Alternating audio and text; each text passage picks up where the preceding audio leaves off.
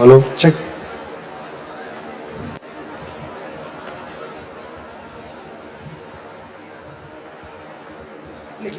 பசங்க கொடுக்குறோம் 4 வேணும் எத்தனை வச்சிருக்கோம் 4 சார் ஆமாம்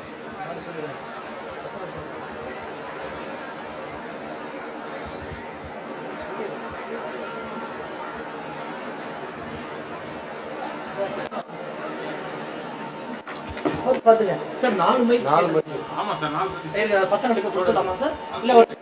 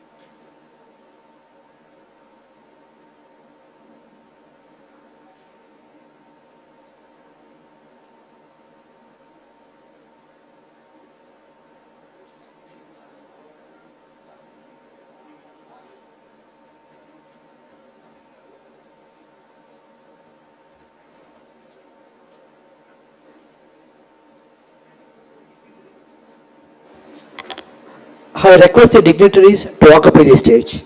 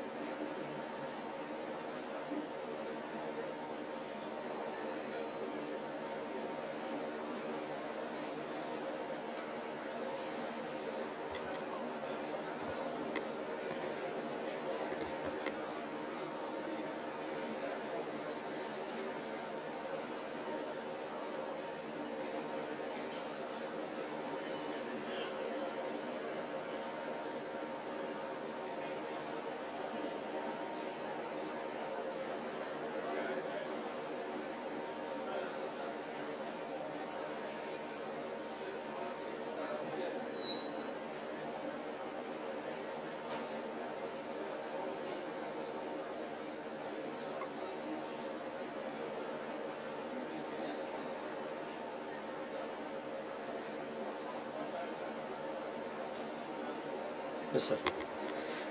I request the dignitaries to occupy the stage. Yes. Yes. Stage. Stage.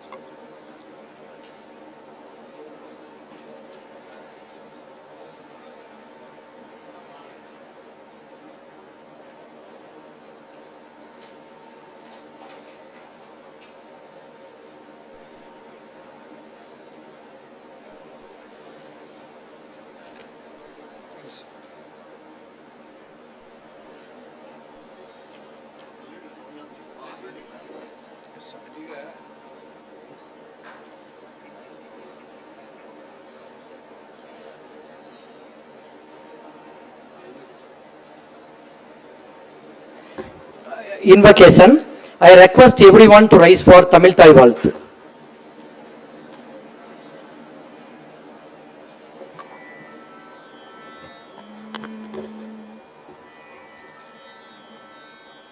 நீராறும் கடலுடுத்த நிலமடந்து கெழிலொழுகும் சீராரும் வதனமென திகழ்பரத கண்டமிதில் தெக்கணமும் அதிசிறந்த திராவிடனல் திருநாடும் தக்க சிறு பிறை நுதலும் தரிதனரும் திலகமுமே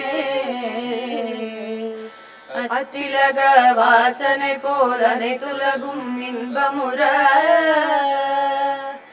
எத்திசையும் புகழ்மணக்க இருந்த பெரும் தமிழனங்கே தமிழனங்கே உன் சீரிழமை திரும்பியந்து செயல் மறந்து வாழ்த்துதுமே வாழ்த்துதுமே வாழ்த்துதுமே.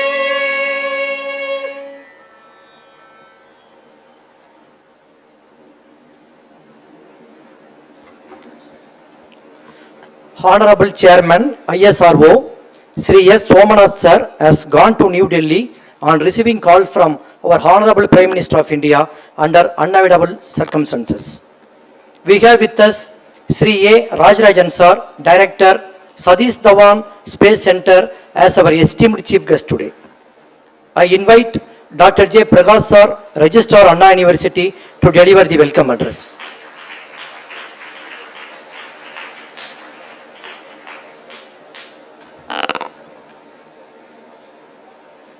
Most respected Shri S. Somnath, Chairman, Indian Space Research Organization and Secretary, Department of Space, Government of India in absentia. Most respected Mr. A. Rajarajan, Director, Satish Dawan Space Centre, Sriharikotta. Most respected Vice Chancellor, Professor R. Velraj, respected Deans of various campuses, Center Directors, Heads of the Department, students and research scholars, present media, very good afternoon to one and all present here. At the outset, on behalf of Anna University, I extend a hearty welcome to Shri A. Rajarajan, most distinguished scientist, and Director Satish Dawan Space Centre. Ladies and gentlemen, under the stewardship of Shri S. Somnath, the Chandrayaan 3 has been successfully landed on the moon on 23rd August 2023. The Vikram lander The Vikram lander carrying the Pragyan rover touched the lunar surface on 23rd August 2023. India has joined the elite band that includes United States of America, China and Russia, and India also has joined in sending the mooncraft to the moon. It is because of the hard work of all the scientists under the dynamic leadership of Shri S. Somnath, India could achieve this mission. The entire ISRO team deserves special appreciation. As a mark of this remarkable contribution, let's give a standing ovation to all the scientists.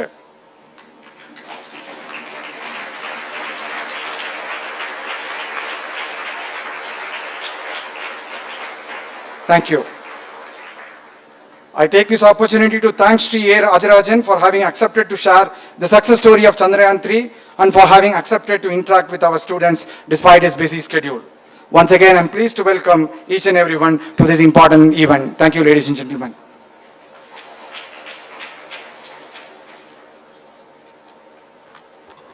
I request Honorable Vice Chancellor of Anna University, Professor R. Velraj Sir, to honor our esteemed Chief Guest, Shri A. Rajarajan Sir, Director Satish Dawan Space Centre, with a bouquet, a shawl and a memento.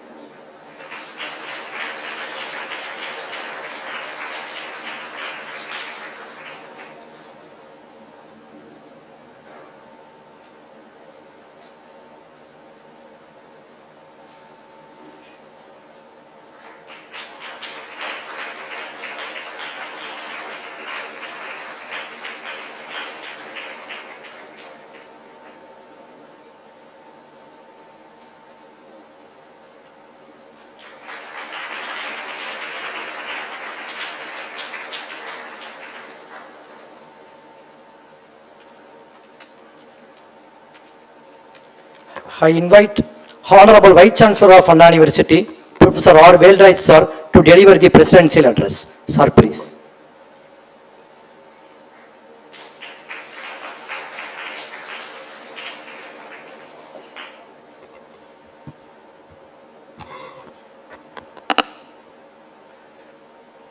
Good afternoon to one and all. Respected Shri Rajarajan Director, Satish Dawan Space Centre, Sriharikotta, our beloved Registrar, Dean, our former Director, Dr. Jabaraj, and all faculty members, students. We are celebrating a happiest occasion that happened to our country. India is doing pioneering work in the field of space technology since several years. We all should thank Vikram Sarabhai, who put the seed for space research organization in this country. His vision only now for India to achieve this level. He is a visionary leader, and ISRO came to this level because of the very good seed he has put during 1969.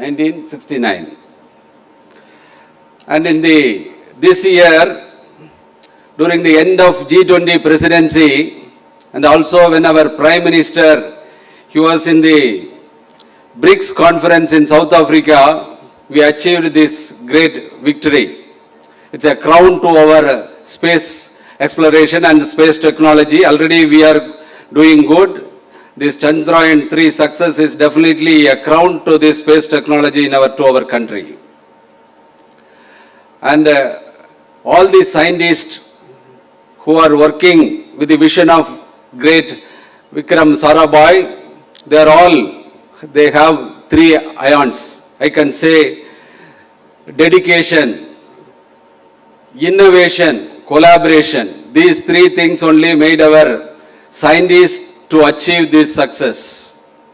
Not only that, now in the coming years, to motivate our youngsters, now all our youngsters are not going towards space technology and other technology, they are going only in the software field. So to attract our students to space technology, lot of motivation required. That is another ion. So that also now ISRO is doing. That is what this program is, to motivate our youngsters to promote this space technology in a big way. So already we have achieved. In the coming days also India should achieve lot of things in the field of space technology. So that is the reason why the chairman of ISRO agreed to discuss with our students, but very unfortunate. Only 1 hour ago, he was called urgently by the Prime Minister and he left at 2 o'clock flight to Delhi. So suddenly, luckily, Mr. Rajarajan also, he was accompanied with him. So we got another good director of Shri Center. He is going to discuss with you. And in this journey of space technology, our Anna University also had contributed to the space technology. We have our Professor Dr. Jabaraj, who is here during his tenure as Director AUFRG Institute for CADCAM. 6 years we have one center at ISRO Trivandrum. So we have done lot of, our university had done lot of contribution in the modeling of various aspects. The drawings which we received from Russia and other things were 3D modeling our center has made. In addition, in the cryogenic engine, the upper stage, our professor has involved in the modeling of that. So you can please show that. So this is the thing we have done work.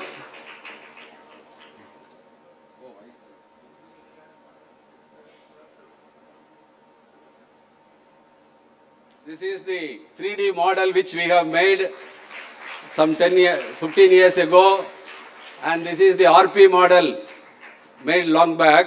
So our Anna University's contribution is also there in the small way in the ISRO space technology. This kind of interest should prevail in the coming years. And now this Chandrayaan has reached the South Pole of Moon. Even in the Earth also, man reached the North Pole very early.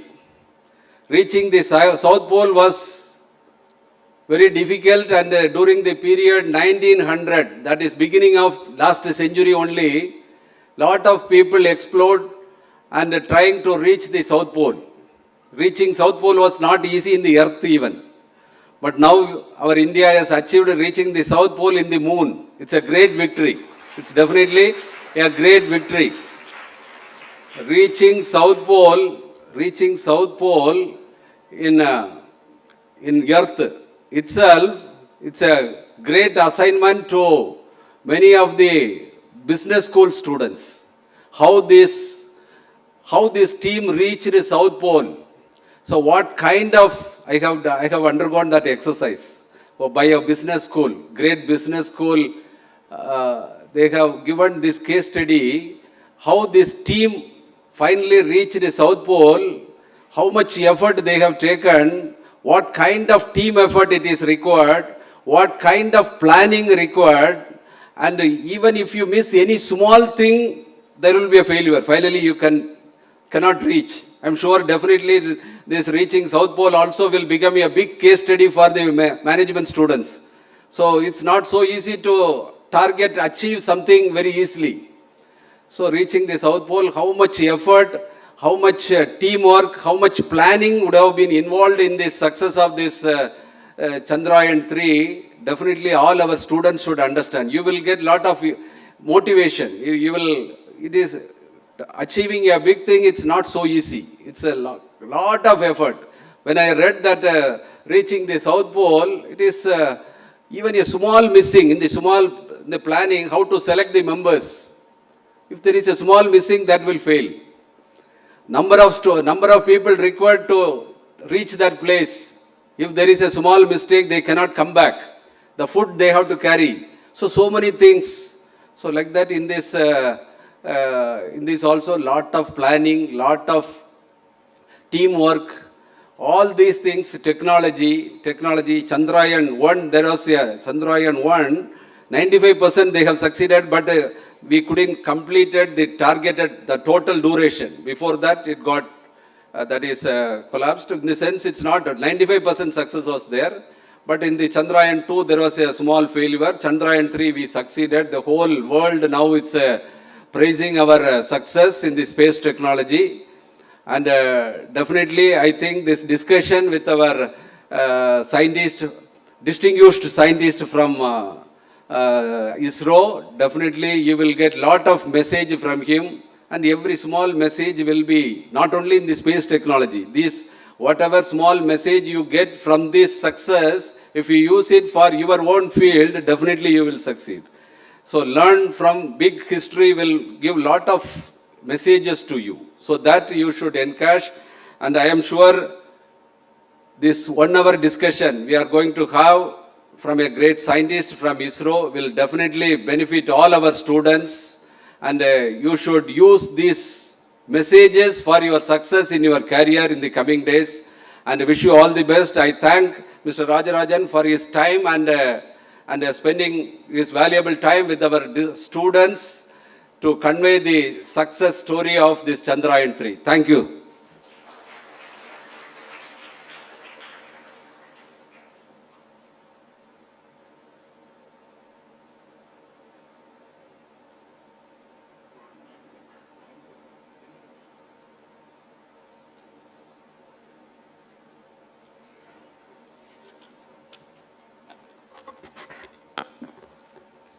I am highly honored to introduce our esteemed chief guest, Shri Rajarajan Sir, Director, Satish Dawan Space Centre, to the August gathering. Shri Rajarajan Sir is the most distinguished scientist and currently the Director of Satish Dawan Space Centre, Sriharikotta. Shri Rajarajan Sir is the man behind all launches, including the launch of remarkable Chandrayaan 3 from the Indian spaceport in Sriharikotta. His sustained contributions and technology leadership at ISRO has been transformative for making our nation self-reliant in the field of space technology. He has developed launch complex infrastructures to meet the increased demand of launches from various entities and for ISRO's prestigious missions like Human Space Program, Chandrayaan, and Small Satellite Launch Vehicle. He has equipped the center to concurrently meet the launch-based infrastructure of ISRO and commercial space industry in line with the new space policy through comprehensive resource planning. Exclusive launch complex for small satellite launch vehicle is being configured and realized under his able leadership. He is in the forefront in enabling strategic technology development of solid propellant motors and installation of solid propellant mixtures through a group of industries. He scripted history by launching the first ever private rocket of the country, that is Vikram S, which has opened a new arena for the space programs. He used COVID-19 induced disruption period as an opportunity to optimize the resources and introduced several innovative technologies at ISRO. He was at the helm when 4 different types of launch vehicles were successfully launched within a 4-month period in the early 2023, creating a record of sorts. And finally, his crowning glory is the Chandrayaan 3 program, where he coordinated and facilitated tests of the lander systems and the entire launch campaign, besides playing a key role as chairman, Launch Authorization Board. During his career spanning nearly 4 decades, he has held several positions of leadership at Vikram Sarabhai Space Centre, where he held senior positions as Deputy Director of 3 major entities.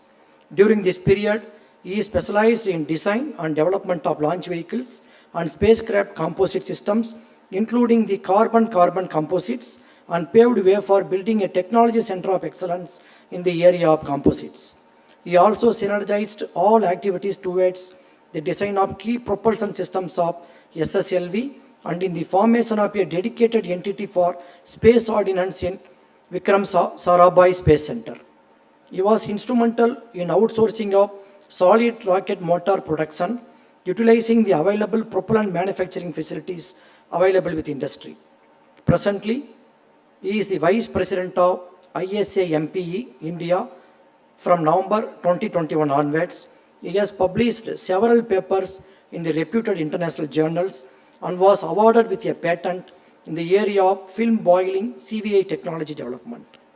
He has been awarded with honorary doctorate by Satyabama University, Chennai for his excellent contributions for space applications. In recognition of his meritorious contribution for space research, he has been felicitated with several awards and honors, including ISRO Merit Award and Team Excellence Awards. The Honorable Chief Minister of Tamil Nadu has recently felicitated Shri Rajarajan Sir in recognition of his outstanding services to the nation. It is an honor to have such a distinguished personality as our chief guest here today. Yes, our esteemed chief guest is an inspiration to all of us, and his achievement is the source of pride to our nation. It's my pleasure to invite our esteemed chief guest, Sri Rajarajan Sir, Director, Satish Dawan Space Centre, to deliver the chief guest address and interact with the students. Sir, please.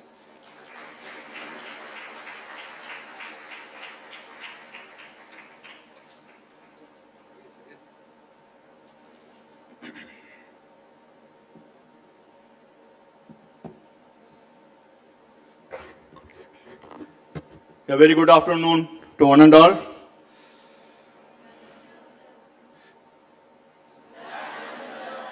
Thank you. Yes, it's a sleeping time, right? So, very most respected Professor R. Velraj, Vice Chancellor of Anna University, and the other dignitaries, Dean Dr. L. Sugandhi, College of Engineering, Guindy, and also Mr. Dr. J. Prakash, Registrar, Anna University, my dear students, invitees, ladies and gentlemen, and my colleagues. Once again, a very good afternoon. So, today I am standing in front of you as my boss has to put the job to me to talk about something, especially definitely today's flavor is Chandrayaan 3. So I will try to do whatever I can on my level best. One of the aspects which I would like to do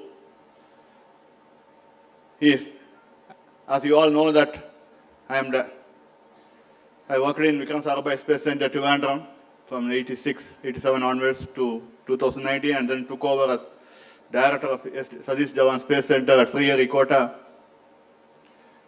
And one of the first things which I used to talk about regarding is that since I completed my college, straight away I joined, even without waiting. I did some MTech program for 3 months, then I stopped it and went for joining ISRO. And I never hesitated, and I liked the job. It was, my expertise was in composites, fiber reinforced plastics, especially in precision structures. And from there on, whatever opportunity that came by, we went on to work. And what I would like to come to the generations is, you may be ready when the opportunity knocks on your door or goes by. Try to grab it, look forward, try to get onto it. If you look for the right time or right opportunity, times when it always comes, it may never come. But you should be able to grab what opportunity comes your way or looking forward. And be ready and get equipped yourself. That's what I please don't take it as an advice, it's just what I felt, what is correct. This is one of the aspects which I would like to tell about the student community all over, wherever you are. Today, in ISRO, as we are basking the glory of Chandrayaan 3, it has not come just like that. As we all know, in life, when you want to do something to achieve and do in a collective way, whatever you program, you do it in your university or in whichever place, there is a synergy that you try to create among teams and trying to do this. In such when you try to complement each other and sort of doing and look for each mistakes where we will make, how to do it, how to correct each one process. It's like any mathematics exam or any subject you take. I would like to score centum or whatever, it's the best one, I have to best. You try to put lot of efforts and try to reach that place in whichever area, whether it's sports or whatever community, even to organize a cultural program. You do a lot of things, right? And when you do something great, you say it is success. But what you should be able to enjoy is, yes, success is actually a milestone, some steps, after that it goes on. But what you should be most interested in is the process of doing a job well done, or achieving 100 out of 100, or centum in a question paper, or doing any event, or any actually facilities or a function, whatever you want to do. When you try to do it in a very satisfactory way, the process that you do it, that is what you have to enjoy. And then if you can able to enjoy that process, what usually, this is nothing but what MS Dhoni says in every time in the post-match interview, that you have to enjoy the process, right? If you start enjoying the process, actually life becomes bliss and you will be able to succeed very much. Just think about this. You introspect all this aspect what you do. It is a process which actually makes your life a success, and that is what you may say that I have succeeded in my life, in able to enjoy my life, in doing things. So that is one I would like to do the process. And this is the same process that we try to employ in our Chandrayaan endeavors and whatever we do in ISRO in a collective way. So to start with, when we do, I actually thought that I will be able to give a presentation, since I will try to tell what happened. As you all know, the most successful story, the crowning glory for is when the Pragyan rover came out of the Vikram lander and rolled down the ramp and touched the room surface and started scrolling. And that is a momentous life. Sending somewhere, conceiving so many things, a launch vehicle, putting a satellite over that, a lander. Yes, it is an orbiter. On that as a lander. And inside the lander there is a rover which has to come and roll. It is like trying to send a car in a truck and that lift the truck in a ship, and that has to go. Simply what I am trying to transport, right? How do you reach an imported car? Whatever car comes to your place, it comes from the manufacturing place, gets stuck into a truck, shipped to a ship, comes to the port and try to come out and rolls. Something akin to it, but the only thing it has traveled around 4 lakh kilometers from Earth to Moon and lifted. So around 250 kg or 125 kg lander is rolling across the Moon surface and giving us valuable data. So the effort is, this didn't start just like that in 2023, August 23. The whole program, if you see, from 2007-5 onwards, when we conceived the Chandrayaan 1, then within 10 years, we came for the Chandrayaan 2 and then Chandrayaan 3. So it is actually a series of programs with a well-concerted effort we did. What we did in Chandrayaan 1, when we considered we had only on PSLV, and with that PSLV of 1500 kg capability, we had to carry a satellite and reach to Moon. Imagine, it is like I have only a bicycle, I had to reach Narkoil or Himalayas, and how to do it or whatever way you look at it. How do we do this? So this is what is the most interesting aspect. We do called a slingshot method.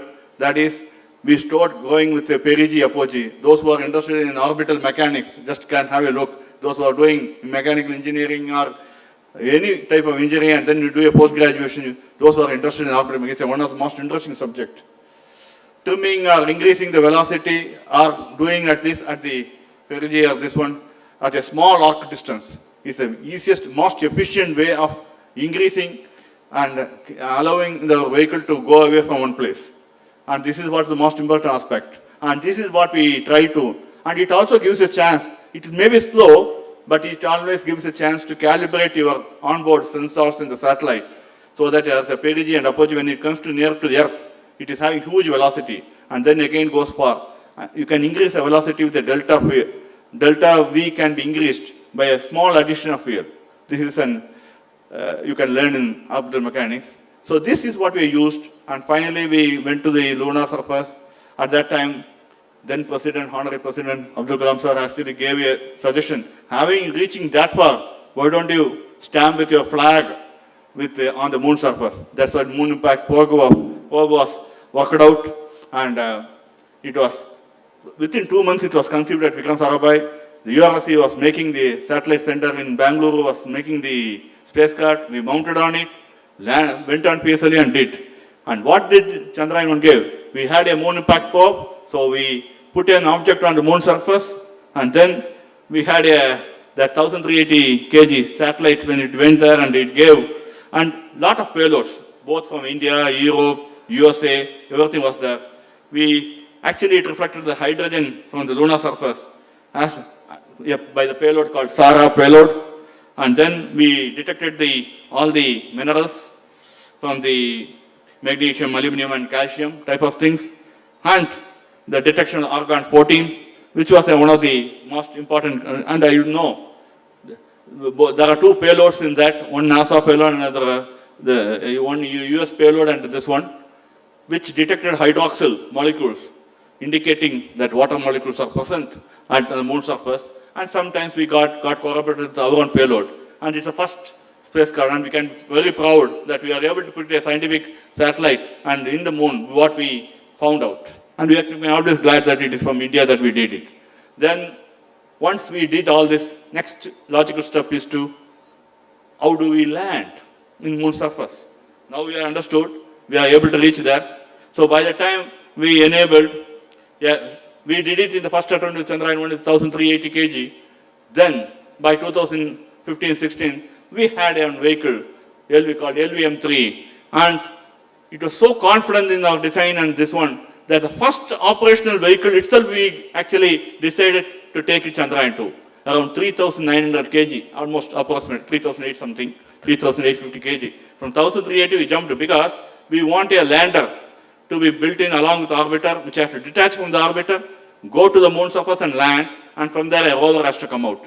So when we did, the vehicle technology of LVM-3 was so good that we are able to take this. Again, we went by the same method, slingshot method.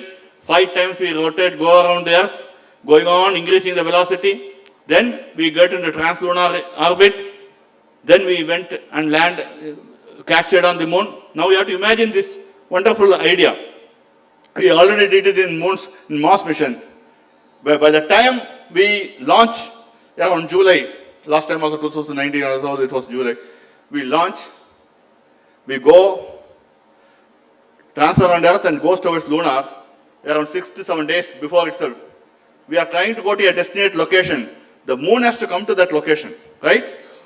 Please understand the mathematics that is involved, the gravitational force between Earth, Moon, the planetary systems, and an object of 3,800 kg is moving towards the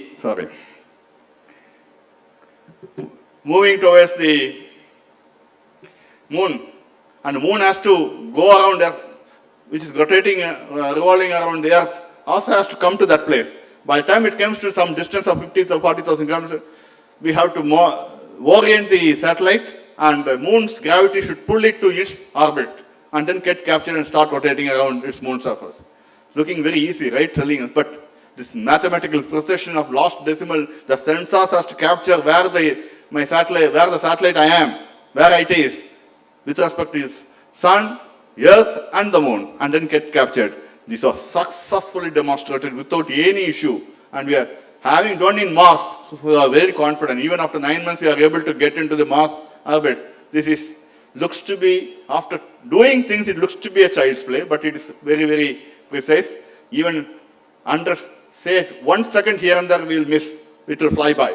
It will fly by the moon and go to somewhere else. So this is one of the important aspects which we did, and we did is the LVM-3 M310, and in this, the orbiter had a very good payloads, and the payloads we are able to capture, this is called OHRC, and it's one of the 25 centimeter high resolution camera, one of the best 2 days to, even to today, till today to go around the moon and gave super pictures in the orbiter.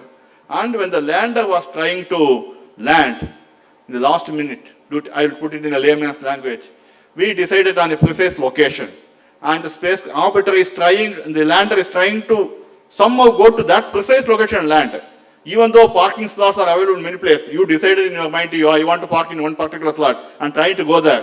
And with a lot of cars and hindrance is there, what will happen? Something will happen, and if you don't, time is not, you cannot go to that place.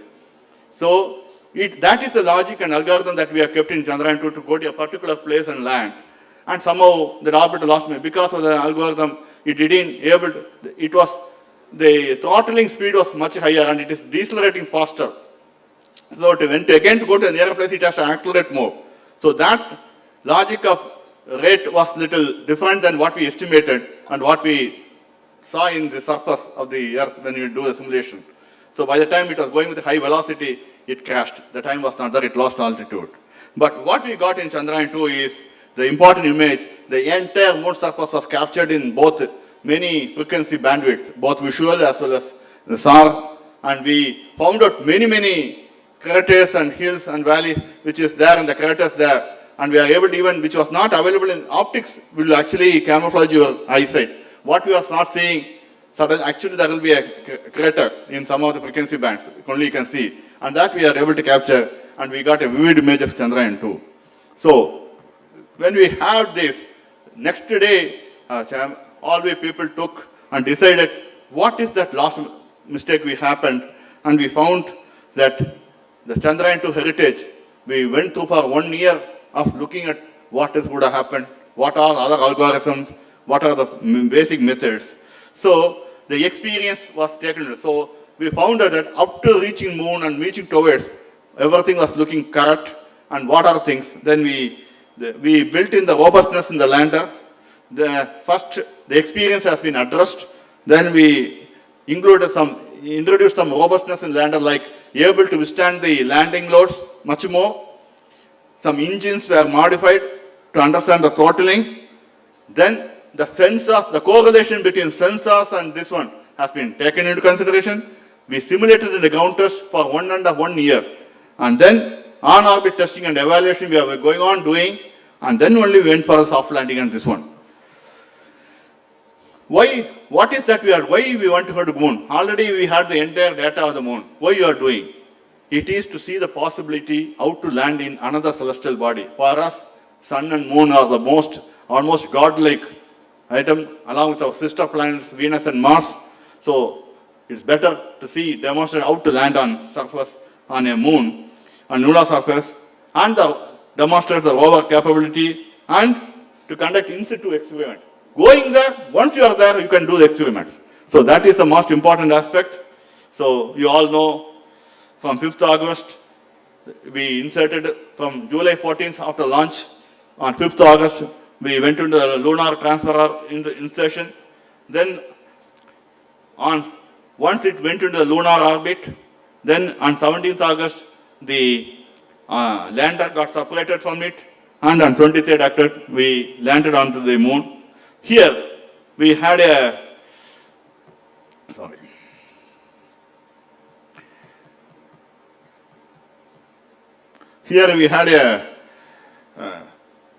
one of the important aspects which we discussed is, first of all, when you go from Earth, unless you have a collaboration with all the ground segments all throughout the Earth, with all the spacefaring, some of the people who collaborate and make sure that we are always in touch with the Chandrayaan 3 or the vehicle which is going from.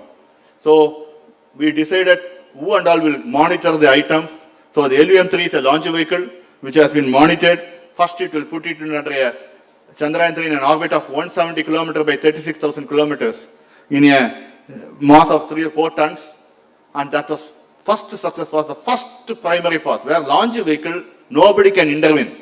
It will go on its own once the ignition started. So everything has to be perfect. The total simulation was done.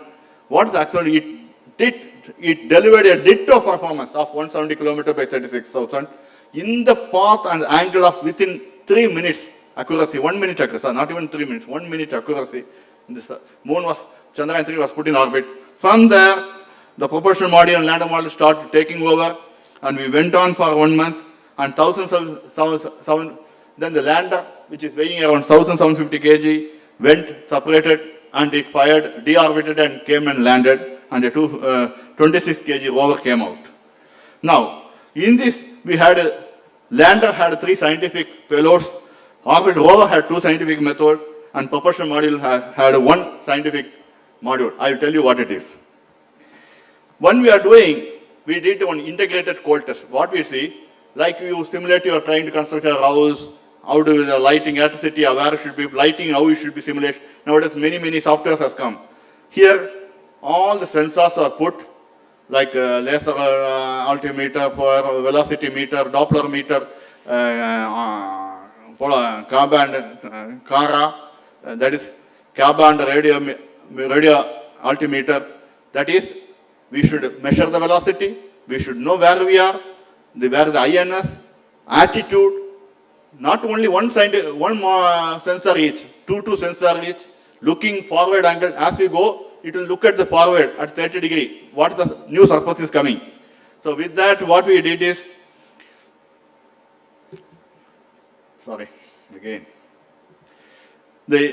what we did is, first we did the cold and complemented. Once if I fire, like engine is firing and going at a velocity, what sensor will monitor whether it is synchronizing with the velocity. Then at sharp, they want to do it in real test. You know the surface of the, you all know the moon's gravity compared to the moon's gravity and the Earth's gravity. Moon's gravity is 1/6 of Earth. So whatever simulation you do, it will not be the same in moon, because the impulse is, mass is 1/6 of the mass. So what we did, we simulated all the module to 1/6 of mass, put all the propulsion system and the sensor system in that place. And at the SJC Shah, we created a moon simulation surface of 50 meter and a 120 meter crane we erected immediately. And at that point, last minute, we started putting and correcting whether all the sensors are giving the feedback to the propulsion, and propulsion module should throttle based on this sense speed. There are many tests. Around 25 tests we have simulated and ironed out all the anomalies. That's the feedback system, the counterbalancing weight, because 1/6 of mass you have to simulate and get it, and you should hover like a helicopter in one place, look at the surface, then decide which is the best surface and land. These are all simulated except landing, because in moon we don't want to simulate, we want the last minute anomalies of whatever issues. The compatibility issue between the sensors and the propulsion system. Both has to, like your scooter, there are many sensing elements which will give you a feedback in your dashboard, and accordingly you fire, okay, everything is all right and I can go ahead with it. Similar something. Then the lander leg was dropped. By any chance, last minute we want to cut the propulsion and drop it. See, the velocity is little higher. Still it should land on 2 legs. Sensing on 4 legs. First leg when sensitive, then only propulsion should stop. Until then, propulsion should work. You imagine, these are the things which you may think naturally when you walk. You will stop walking only if you touch a surface with your leg. That's the sensing back has to come to the brain, and then you will stop. Similar, before sensing with one leg, propulsion should not stop, or should not continue to fire even after stopping, after landing with one leg touching. This is the precise synchronizing system which we have to simulate, and it all was done. Then we did it with Chitradurga, the cold test, and SDSR they didn't. Then we had a beautiful lander, ramp was there. We worked out what are the testing to be carried out. The rover with a light weight, so 26 kg was reduced to 7 kg, and we tried to do whether it is able to cart, because there's a friction is required for any vehicle to move. So that also we created, and that's the name, the Pragyan, the rover, and we did with all those things with a 50 watt capability. Then the LVM3 vehicle, you know, it is a much versatile vehicle which is capable of low Earth orbit, what we recently did for OneWeb satellites, and the MEO, that's for Chandrayaan 3, and the vehicle is originally designed and configured for geosynchronous orbit for communication satellite and things. And it's one of the largest and heaviest vehicle which is now earmarked for the Gaganyaan program also, where it can lift around 9 tons to the orbit for our Gaganyaan crew module purpose. You have to understand, when you do all this, there are more than thousands of people worked on this in various committees and decided what are the strengths.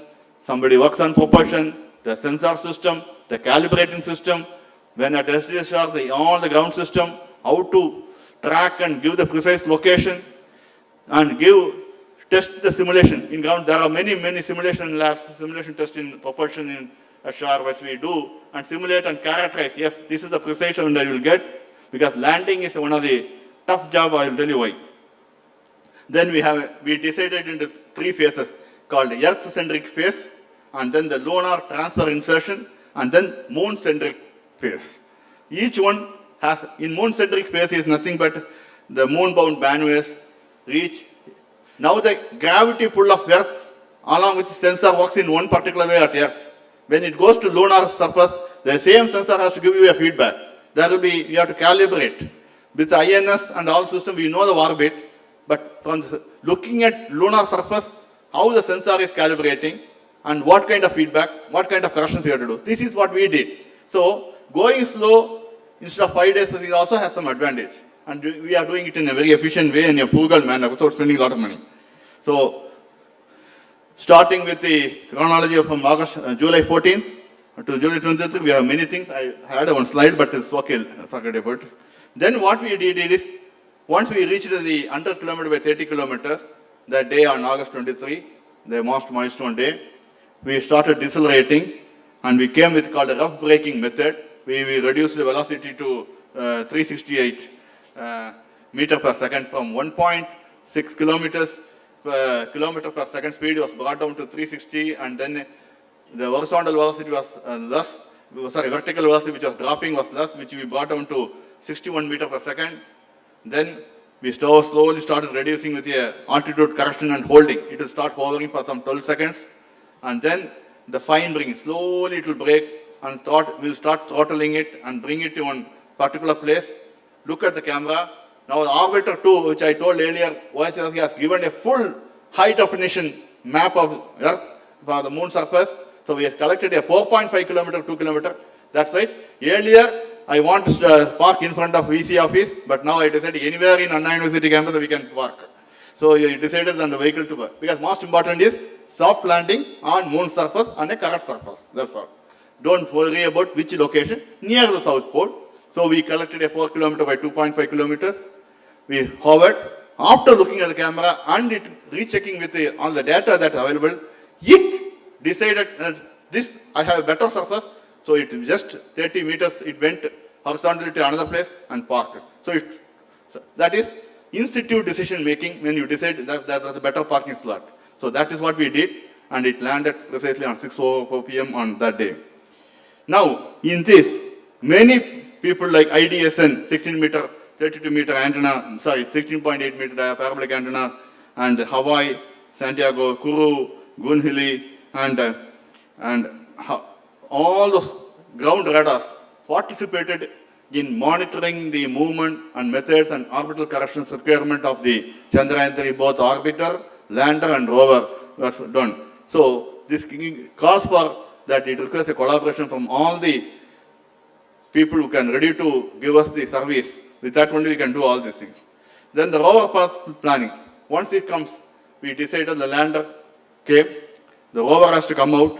As soon as it came out, immediately it saw a crater. We can't move further. Then it started planning. Then we had introduced a hazard boulder identification. Anything less than 50 mm is not an issue. Anything greater than 50 mm, it is an hazard for it, the lander. And the shadow from, when it sees image, sun is actually, you have to understand, sun angle is always 6 to 14 degree. You have an interesting thing. What is one lunar day is nothing but 14 days in Earth. Continuously for 14 Earth day, sun will vary for an angle from 6 degree horizon to 14 degree horizon. This is the angle on which sun will hit the South Pole region. And with that angle, any photo, any visual you do, lot of shadows of any of the nearby object of lander will cause a doubt. We will see it as a crater. So we have to be very careful in identifying this. This is all we did. And communication power we worked out. And we worked out and we identified many areas. And most important thing is the Chandrayaan 3 and Chandrayaan 3 orbiter also is there, Chandrayaan 2 orbiter also is there, and there is a ground station, there is a lander and a rover. So a complex communication mechanism, because at any time communication should not fail, right? Lander is coming out, it has to communicate with the lander as well as with the orbiter there. And there are two orbiters of ours. So we had I don't want to go to the nitty-gritty things. We made a algorithm to how to communicate, and then we had many payloads, out of which most important is CHAST payload. We did a drilling on the moon surface, and the temperature difference gave a lot of data. Then we had a Ramba payload, and the Ramba payload started giving the surface ions. That is, we had an idea that there is an electromagnetic ions concentration, plasma concentration on the surface, because it doesn't have any atmosphere. And we found that it is not as we predicted. Now any scientist who is going to become a scientist, or this is a problem, the data are available. Why it is low is for the future generation to say. Then we had a CHAST payload, then ILS, then we had an ILS, that is to measure the seismic activity. By drilling in another place, if you start measuring the vibration and seismic, we will understand the topology of the moon surface. It gives you many data to you. Then, sorry.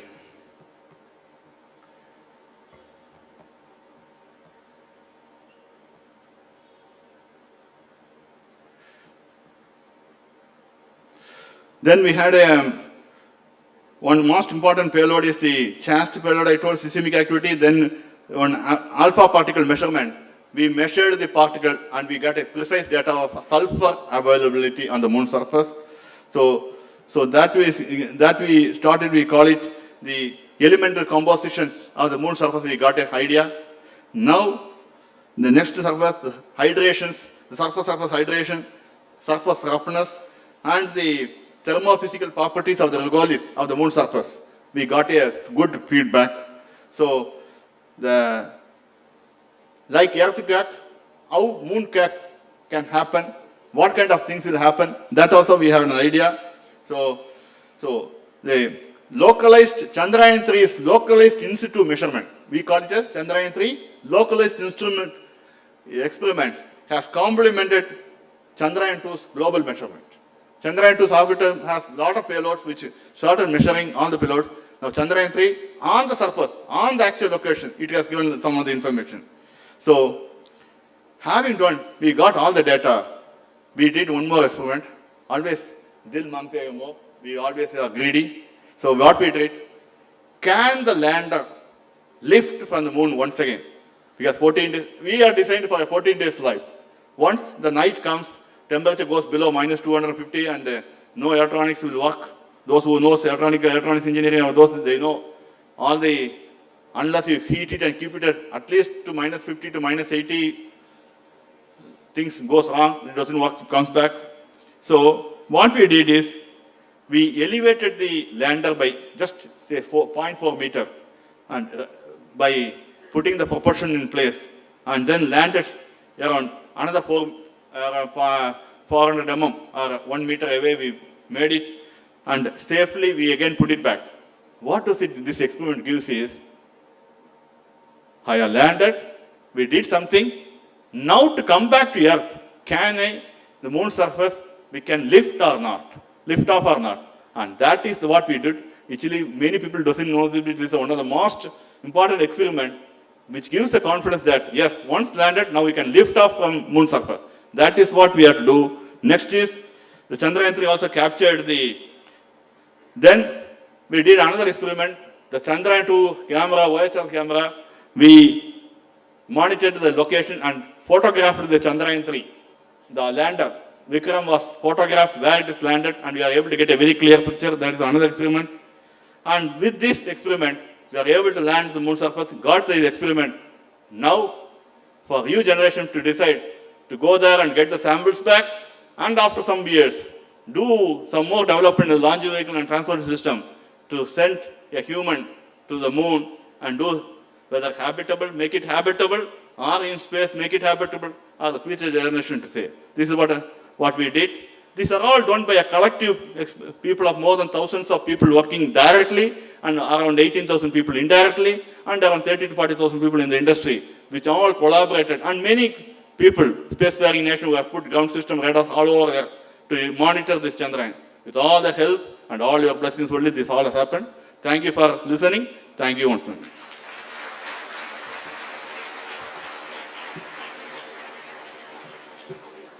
And I'm ready to take questions. Ready to take questions. Discussion. Yeah. No problem. You tell. The interested students are requested to come to the front to interact with our esteemed chief guest.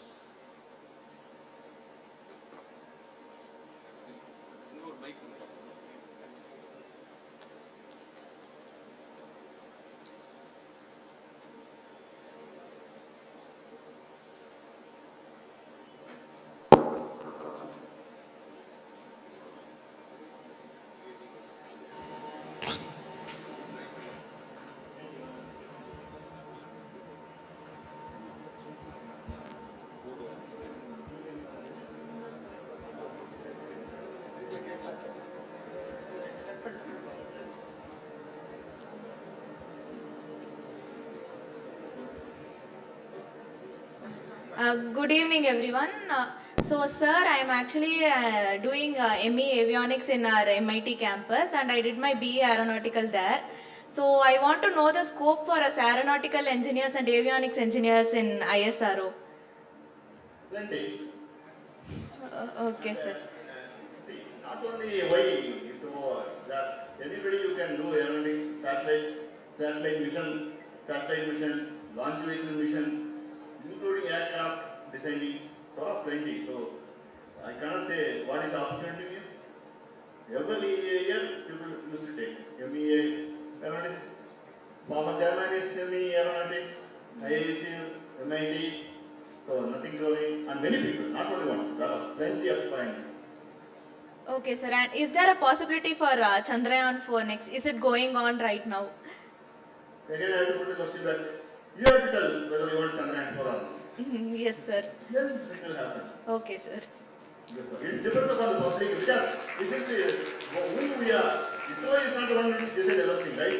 What is the aspiration? What do we want to do? And whether the technology is already developed for that purpose. You have to do a lot of things, right?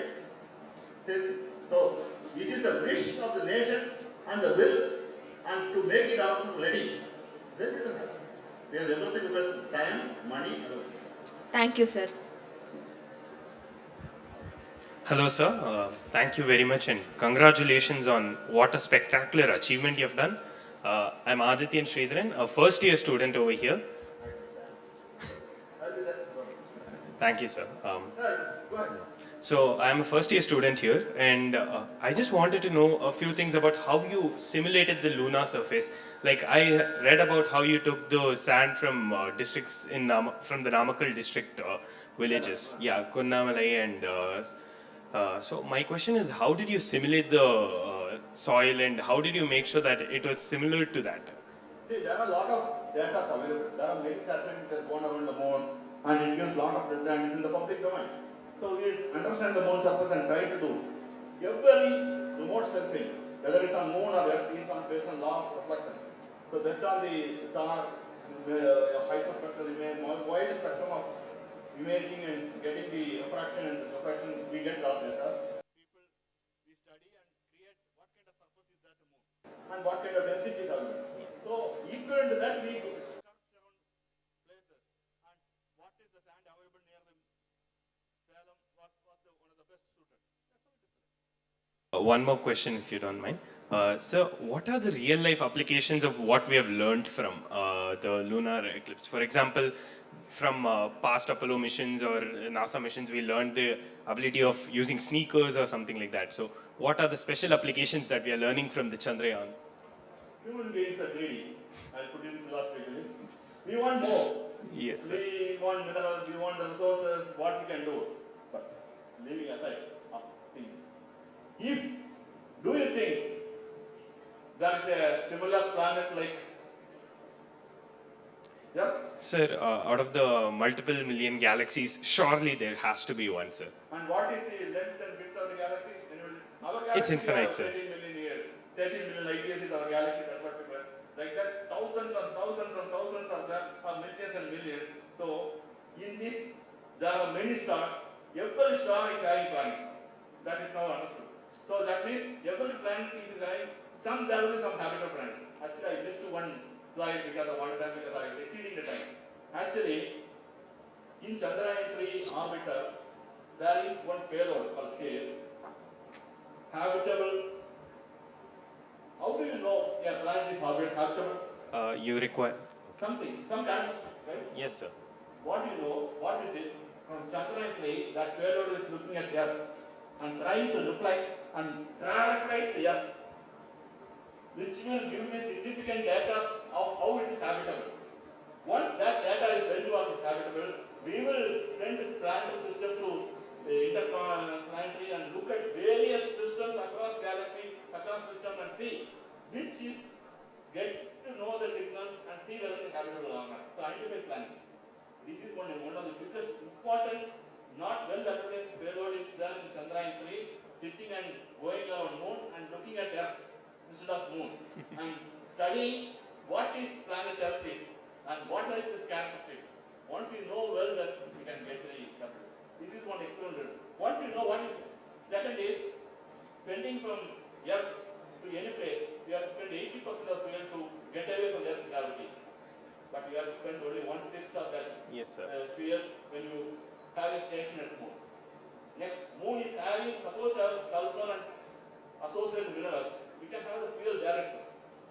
And it is very easy to go to the nearby planets and that's Thank you, sir. Thank you so much. Hello. Hello, good afternoon, sir. So, myself, Yashaswini Ivan from second year mechanical engineering. So, I have a question. In what areas does in space research we are still dependent on other countries, like in terms of equipments or any particular research laboratories? In what ways are we dependent on any other resources from other countries, and how we as a budding engineer, we try to fill the gap or bridge the gap to make ISRO self-reliant? As we continue to go, gap will always be there. One of the things, there was a time in 1963 we had to even look for a small sounding rocket of small things. USA gave, Russia gave the computer, France gave the ground systems and tried to do a small launch in 60s. Then we don't do anything. When we do it at that time, from that time to this, we started trying to get technology. We gave the manpower to develop a repeat engine using France. There is because of everything. Then we bought the technology from biology, which is not given. We understood what it is and developed. From that day, slowly from getting it, buying it, learning, collaborating, today we have come to the level of complementing. We have one of the costliest satellite today's world, NASA, where both NASA and ISRO is developing for both years in India. Development has come by complementing. They were in L-band, we are in S-band. Then the S-band is the frequency band of the SAW antenna of 18 feet antenna. It has now come to India and we are going to launch in our PSL vehicle in the coming months. So, we have come to that level. So, now people are understood that you have some capability, they have some. There is no point in saying how to fill each gap. However successful you become targeted. There will be some lacuna. That is what today many geopolitical and all things are giving you the. So you should learn how to complement and how to collaborate and go up together and use your strength to liberate. And there will be gap. As we go through, we will close that gap, but new gaps will come. It's like technology. Once artificial intelligence comes, many jobs are coming, but in some other domain, and some other domain gets vanished. Like earlier there are many big industries. Today, new age industries are the biggest industries like Google and like so many things. We never head of the earlier industry. So this is a cycle we should adapt.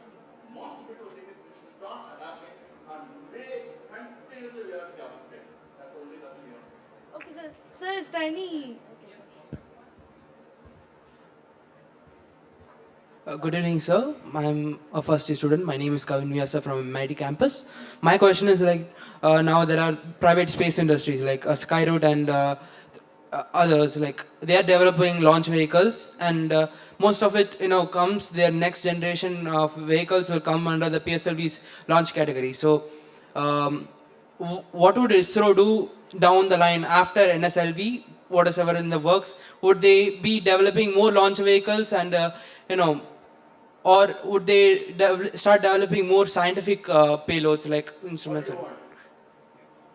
We don't know, sir, but as very little. Sir, NASA had, they stopped this. Yeah. You are sitting in one particular house, somebody is doing somewhere else, there will be difference. You will ask them for this or not, is depending upon what you want, how do you live yourself, and how do you want. What is you want? What as a nation is has to do. It's nation has to do, right? So, what do you like to put it like this? Yes, there are a lot of possibilities. All those possibilities discussed with some aspiration of the people, and many scientists and communities will look what are the data they are looking for. They want to study moon, they study on Mars, whether they want to land on moon and come back first land and bring minerals. Later we can develop technologies to go to the moon. We will have space stations, or we will go to Mars and land and understand. These are the things which we will study and build. Finally, whether we are ready to do the technology, because everything costs money. Everything has to spend. And what is that we are getting into it? All those should have synchronized way of development. As a nation, when we develop, many things will happen. Now, private space, now we've opened up, many players are free to do this one and check out and develop systems. So this is actually a competitive and complementing system. So this will go on. But what ISRO has to do, we have a plan and we are doing. Now, based on your acceptance and agreement of scientists and all those similar people, program will work. We have plans for many things. Thank you, sir. Good afternoon, sir. I'm Nehavatni from Geoinformatics Department. As a student, if I want to do projects like I want to get data from Chandrayaan 3, can I get it as an open source?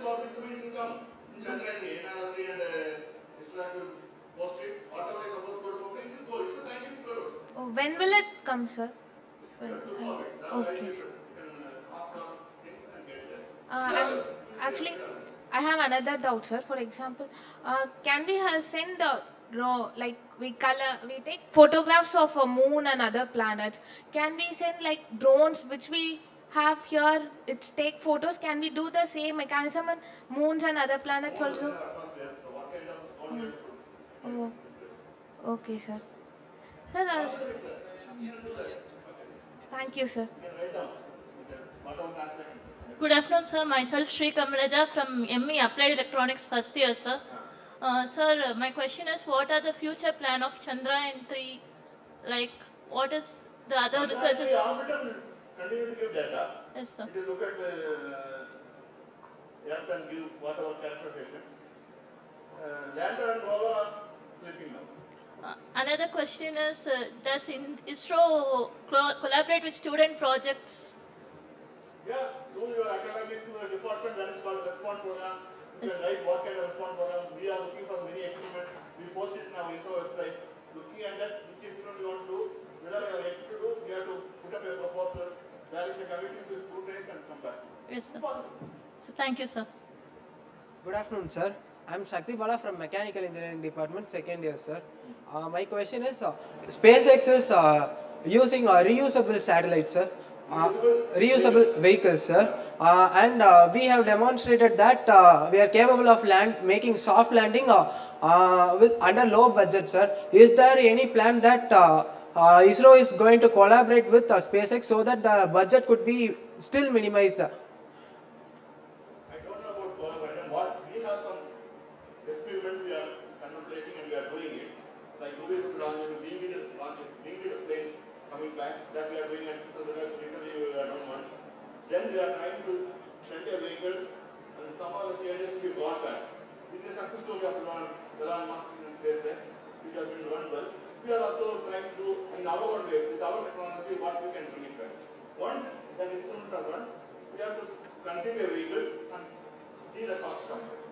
With the approval, we can do it. The plan is always there, and people are working on it. There are many ways of working on it. Decelerator system, propulsion system, itself by using, we can land like what we are landing in moon. There are many ways. So we are looking at all. Okay, thank you, sir. Good afternoon, sir. I'm Shri from Instrumentation Department, sir. Sir, recent news stated that a delegation team from NASA visited ISRO today, and they remarked that we have sophisticated technologies at a very low cost rate. So, sir, I would like to know about what sort of technologies, what sort of sophisticated technology we have in ISRO, and about the net worth of it. No, sir. There are huge assets are there, and the government has invested in the last 50 years, a lot of things. It's available.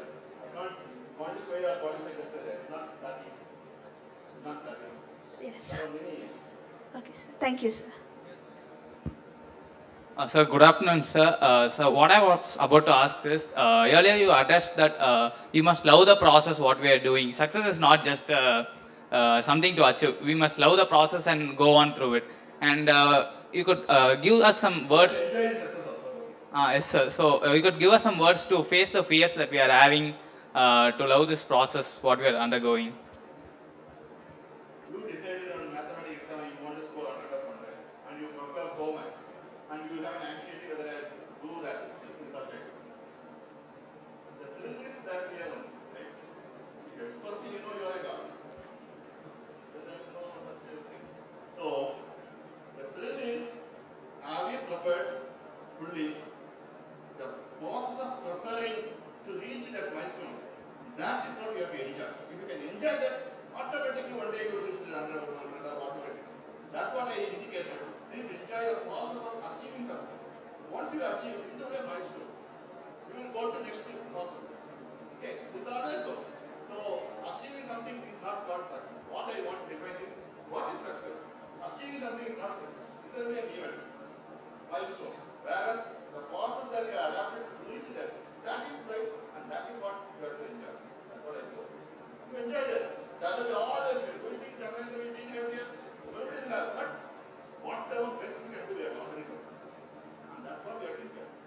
Something else, we will understand what it is. But what available knowledge, what are the data, technology, those things we are working on, we are very confident. That we would have seen in a long time, we are very comfortable. Because what is to be done is already done.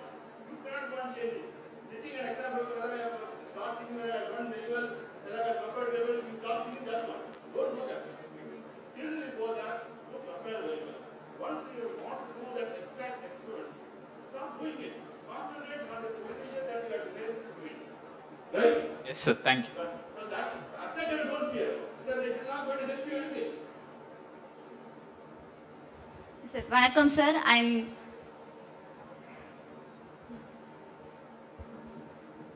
Vanakkam sir, I am Shri from Mechanical Department, sir. Sir, what I want to ask is give some insights about the Gaganyaan mission and the humanoid robot Vyomitra. Will there be a chance of sending our astronauts with that robot, sir? And is there a chance of women astronaut? And what about the spacesuits to be? There is no gender bias or anything like that. Okay. What we are looking at is Gaganyaan program is one with LM3. We are putting a co-module and a service module to put in that's called orbiting module in a 400 kilometer circular orbit and trying to do orbit for a few times with the astronauts with all the ECLS, nuclear oxygen, carbon dioxide income, which has to take now the humidity factor has to take into Yes, environmental life support system. Okay, environmental and climatic control and life supporting system. That's a very important aspect here too. Not only sending and coming back. Yes. And they should have a monitor. That is, when vehicle is put on this, that's the fourth element we are adding. That is human being inside. So the speed, while landing back or in sea or this one, you should be able to withstand the CRT or able to withstand the impact load, all those things. So some best vehicle are being selected, guidance are being selected, and they got about the or whatever is one. And the first field will have a robotic revival curve, which will measure and understand the human factors of similar systems and biomechanics, what is the load coming in the lab, all these are very important. After that, what kind of power does each one will let it down and how much will come out, so many aspects.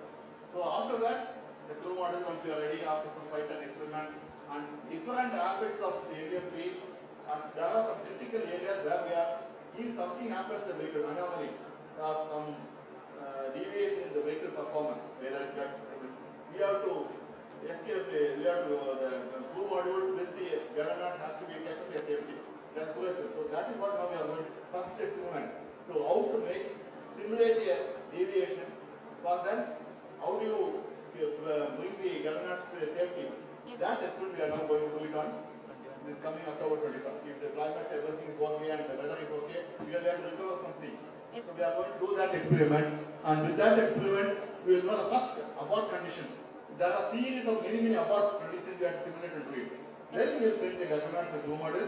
Without government, we will do a nominal mission. Yes. Then that everything is present, we will do consecutive mission without any variation. Then third mission, government will do. Sir, another question please, sir. Sir, about the... Thank you, sir. Good afternoon, sir. I am Sai Prasad, doing Masters in Aerospace Department. As you briefed upon the Gaganyaan program, what is the unique state-of-art technology that ISRO has achieved while developed countries like NASA and developed countries? What is the unique state of technology that ISRO has achieved, sir? That's nothing not unique. See, we have our own way of doing things. Okay? So we develop technology to achieve some event, some way of performance. That's what we are doing. It may be similar or may be different. You can say a slingshot method of going around there 4 or 5 times, slowly increasing the velocity, then going towards the other next planet, the moon, then there you slowly go around. It's not like straight away from Earth to, we can go in 5 days also from Earth to moon. We took some 30 to 40 days. So this is my unique method.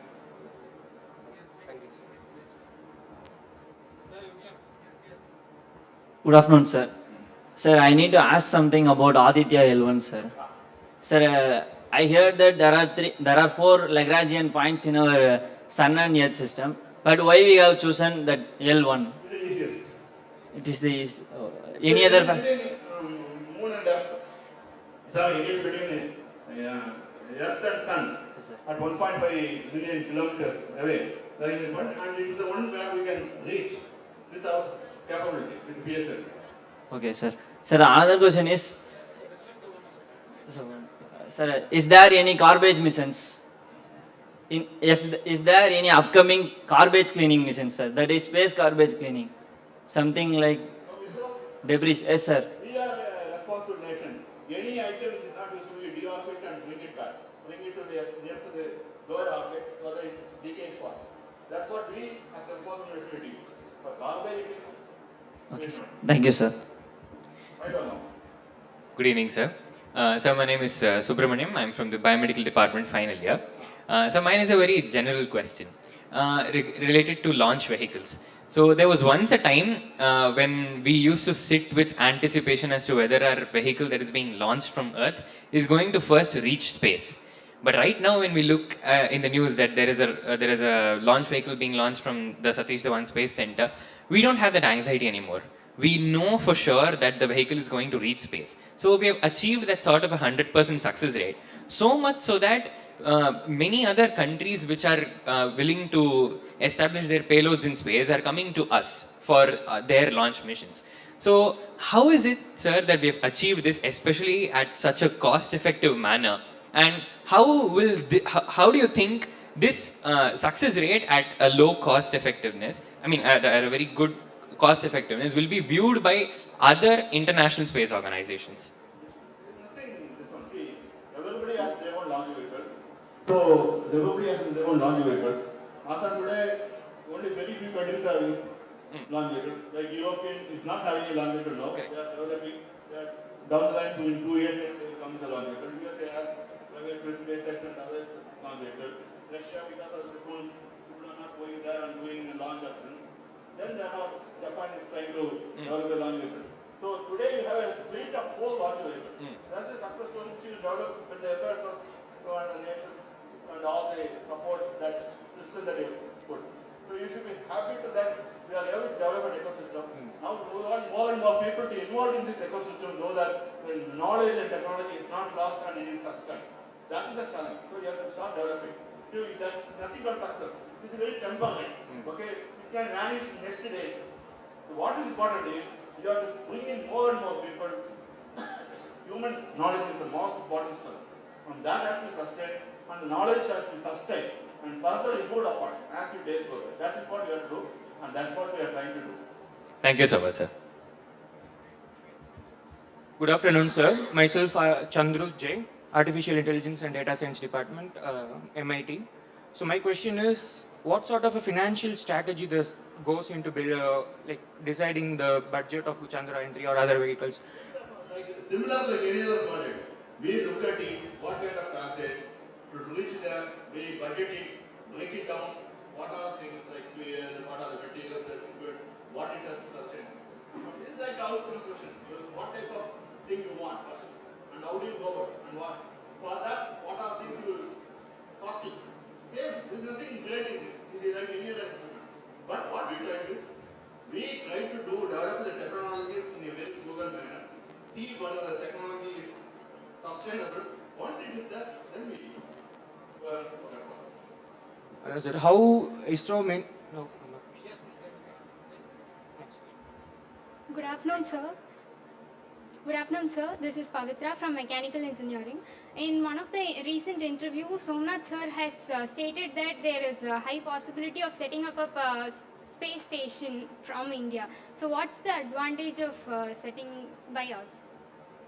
No pollution. Sunlight is available 100 days. In the light of anything. Space station, why is important? Whatever it is. There are some unique experiments that you can do there, which you can do. Can you get a perfect circuit? Perfect circuit. No, not for because gravity. If you avoid gravity, zero gravity, and if I can make one fiber optic cable in space, you know the data transfer capability, it is 25 times than the best fiber optic cable that you are making on that. You understood now? Yeah. That is the perfect circuit is light will be the best without any error I can send a data. And that data transfer is one of the fastest. And the resistance level, if I want to harness in a satellite, that's a 25 kg or 25 kilometers length of harnessing in your brain. If I can have a perfect round shape of cable, which I can make and use it to harness, my resistance will come down. So the power requirement will drastically come down. That's all things people think. Now imagine this running with a low cable. The energy resources, the cable itself has been bottom. Then the medicine, the molecule, that experiment in zero gravity combined to make some genetic, some very important medicine which can be used for any for experiments and this one. So there are, I'm just touching the tip of an iceberg, okay? There are so many things which can you do in space and do it, sitting there and do and develop. People are doing, there's the space industry going on. You can do the operator and bring it here. And it cost is price, you cannot name a price for it because it can do only that. Like medicine and just some small things like that. Thank you. And you can live there. So good evening, sir. This is Anuruti. I am a ceramic technologist, final year student. Ceramic technology. Yes. So I was very fascinated about the two-step to orbit TSTO project by ISRO, and as part of its first stage, I think the reusable launch vehicle RLVTD is the part of its project, and there has been 2 successful trials done by the same. So.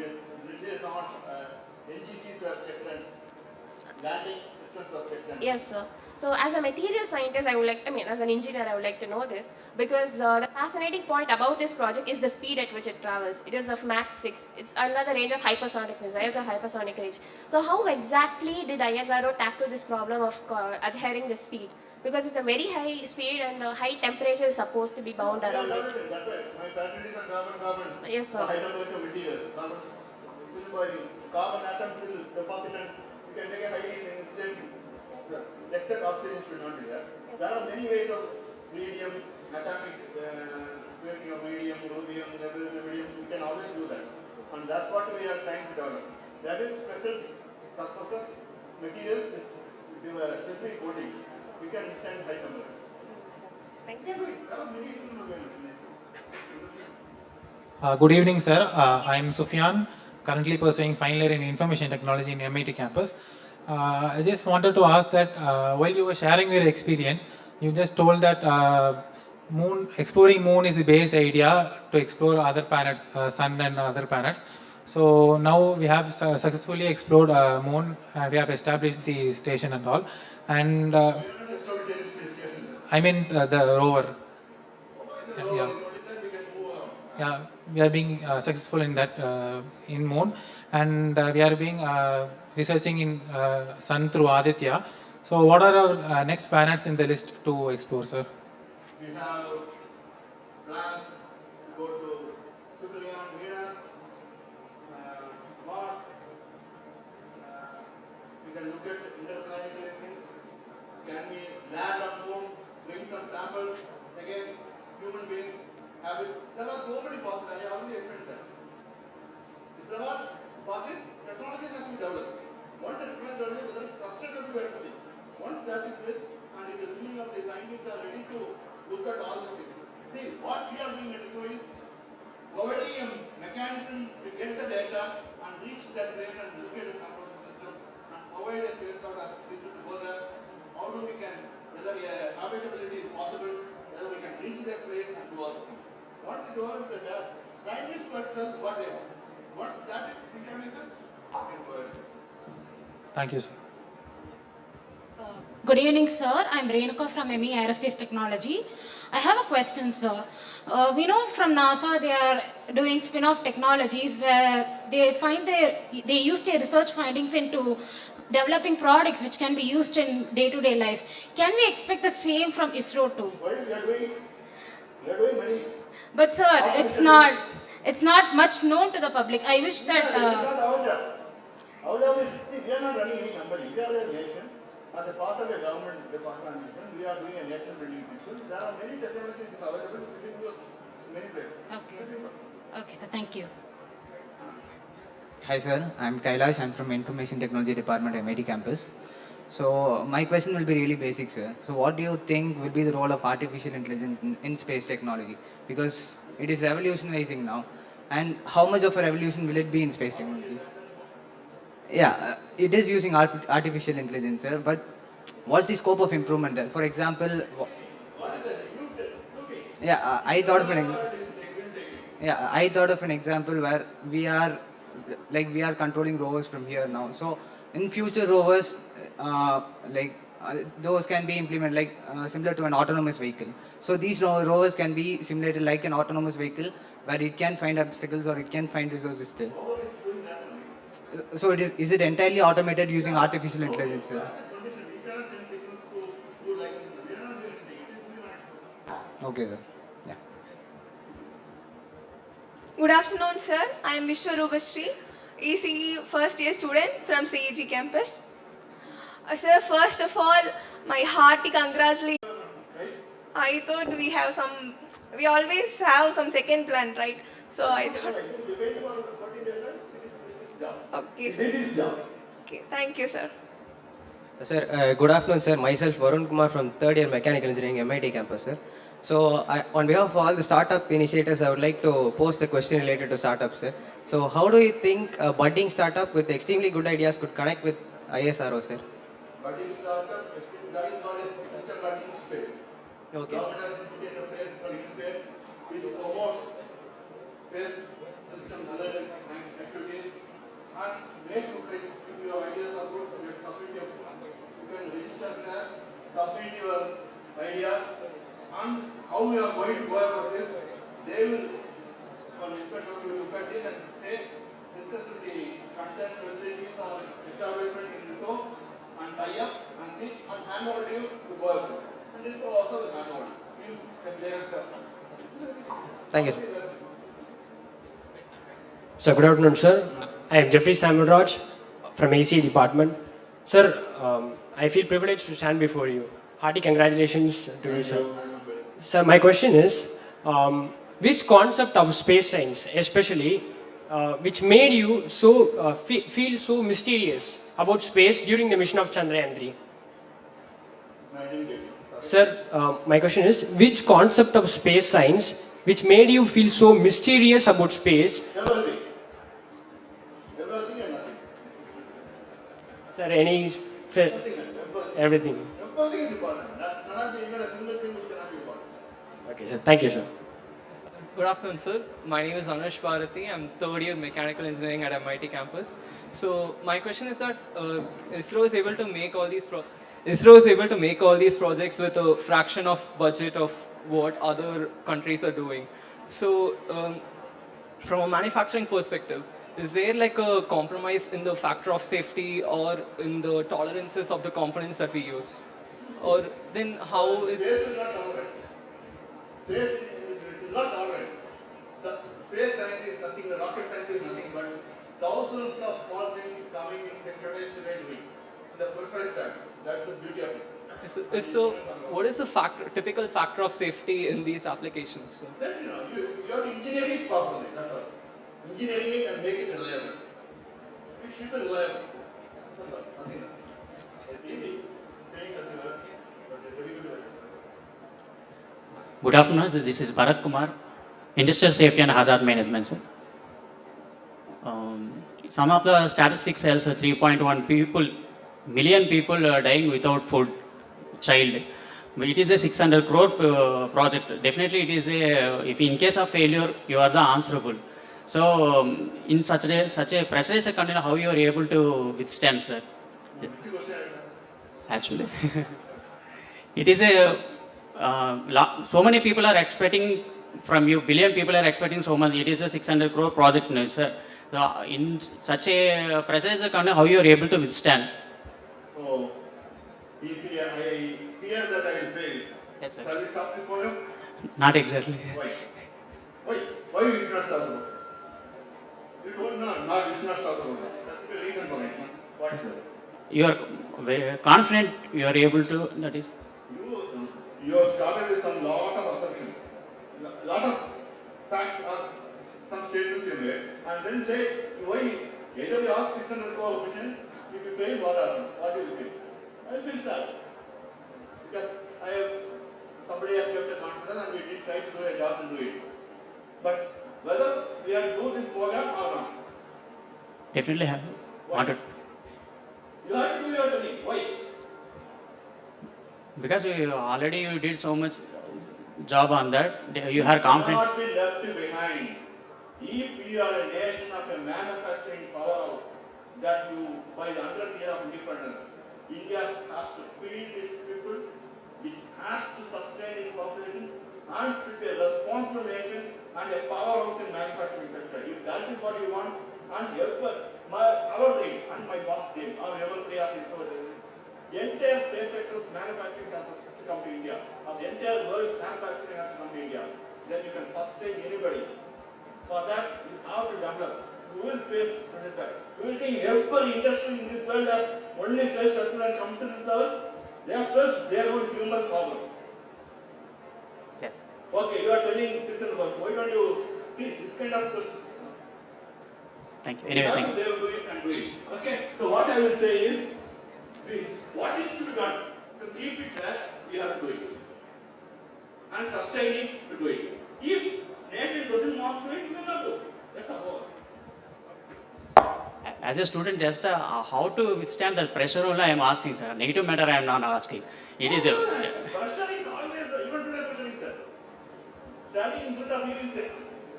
Answer the question. I have to answer it.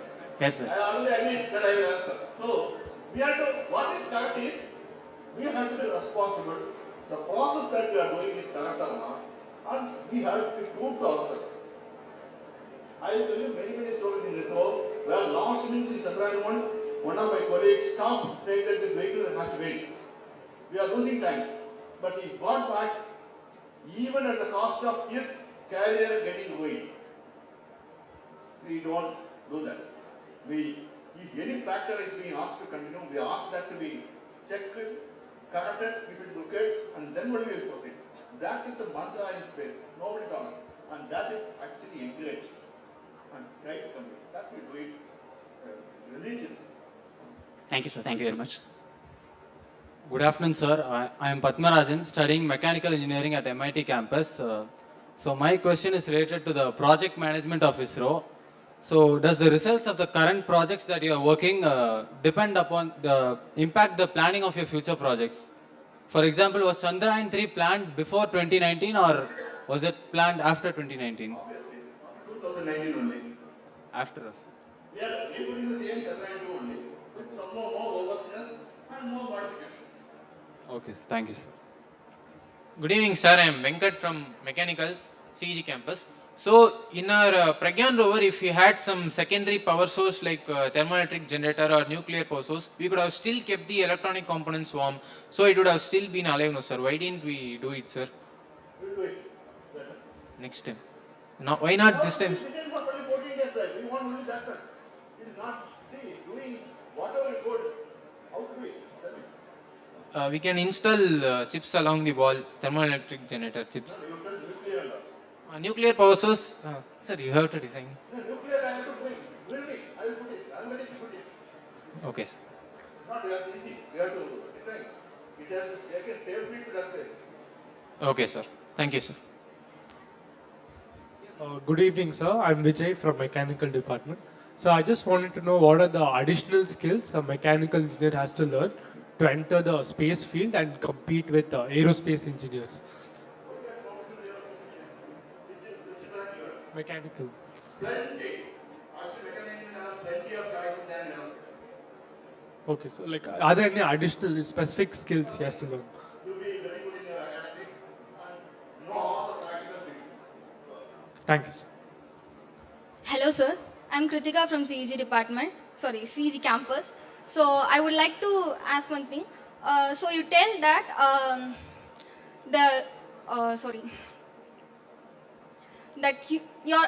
you're researching for whether the moon is habitable for humans. I know that. So not like that. The future reports. Whether a human can be kept there, living there. You have to provide Whether the condition is possible for a human to be habitable in moon. But you can make it happen. How to make it happen? You want oxygen, you want an atmosphere, how to get. Yes, sir. Avoiding the theory. Can we put a nuclear explosion there and make it happen and bring in a dust and create an atmosphere? Slowly it will happen after 300 years, like it's possible. Not avoiding the theory. But So you told that for a launch, since in the moon the temperature is minus 200 degrees, around minus 200 degrees Celsius. So in the night you say this condition is not perfect for electronics to work in that conditions. So you have to lift up the launch. So what is the name? So okay, sir. So you have to lift the lander. So lift the lander and do what? And then Orbit around the moon, huh? no, sir. The temperature of the moon is in the night is around 200 degrees Celsius. Yeah. So whether it is possible for a human to be habitable there. There are many ways. So is there any suits or technologies? It's not. There are many ways you can. If you are so interested, you just take it. There is a way to get the temperature. Yes, sir. Thank you, sir.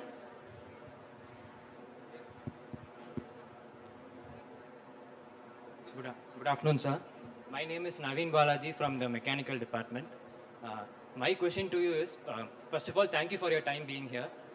My question to you is, ISRO's unique factor is its budget planning. Everybody, even in other countries, talk about its budget planning. My question is, how ISRO balances its budget planning along with the technology applications, and why other countries are not able to implement those budget plannings in their country? Nobody does. Anybody, every human being plans his budget. He or she plans their budget, what they have to set to achieve, what is their resources. It is a common science, it is a become economics, everything. What is available resources, what kind of capability I have, what I want to achieve. This is a balance in your day-to-day life. If I have plenty of money, I won't eat anywhere, you will not bother. But if I have something, you will eat in summer planning. So you have to look for your food, you will look for your capability and how to achieve.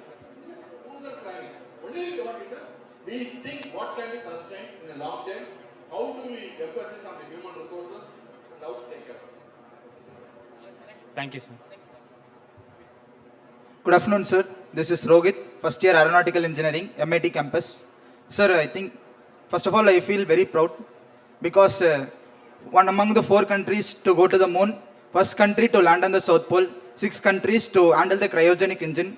And I feel proud as a citizen of India and to stand before you and ask this question, sir. I think this question is behalf of my old class because we have a doubt in our minds that. So, currently India accounts for 2% of the global aerospace sector, sir. And the government of India is encouraging startups. Currently there are 150 startups and 10 startups played a major role even in the mission Chandrayaan 3. So India is planning to expand its space sector by 2030 and all the global organizations are planning that at least we should mount 30,000 satellites or something, and currently we are having only 2,000 satellites. So what would be the role of satellites by 2030? And as an aspirant of aeronautical engineering, when I would complete my degree after 6 years. When the revenue system goes from 2 to 8%, that's what we are trying to increase in 10,000. Opportunities are going to be good. At least 2 million people have to get into this from 40,000 now. So, to be that part of that and be and succeed, and I expect you to come to the top. Yes, sir. I aspire to be in ISRO. Thank you, sir. Thank you so much, sir.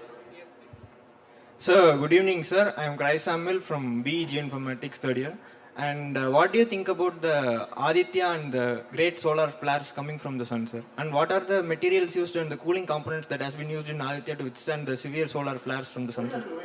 Sir? See, Aditya is going to 1.5 million kilometers from Earth. It is hardly 1% of the distance between sun and Earth. So nothing is going on. Sir, if so, how? Yes. All those things are taken care in the payload. Yes, sir. Okay, sir. Okay, sir. Good afternoon, sir. I'm Shri, doing ME Remote Sensing and Geomatics CEG campus. First of all, hearty congratulations for this incredible success. Thank you. Okay, so my question is, as we've done the on-site chemical analysis, we found some minerals like sulfur iron. With that, when use of this mineral, is it possible we can make the components of transportation system? And I also want to know that as a remote sensing student, what are the data and products that can I expect from this Chandrayaan 3 mission? Okay, sir. All the things when you check it and clarify it, the data will be uploaded to the site. Okay, sir. Thank you, sir. All the best for the upcoming missions. Thank you. Good evening, sir. Myself, Deenadayalan. Sir, is ISRO planning or doing any research on ionic propulsion system? Yeah, plenty. We are doing. We are doing lots of propulsion. Ionic propulsion is the way to go. Already we did one under one small satellite. We are trying to rise the orbit and all those things are going. Thank you, sir. Good evening, sir. It's really such an honor to have you here at our university. Myself, Tishal, I'm doing my UG in automobile engineering. Sir, my question is, someone already talked about the space debris.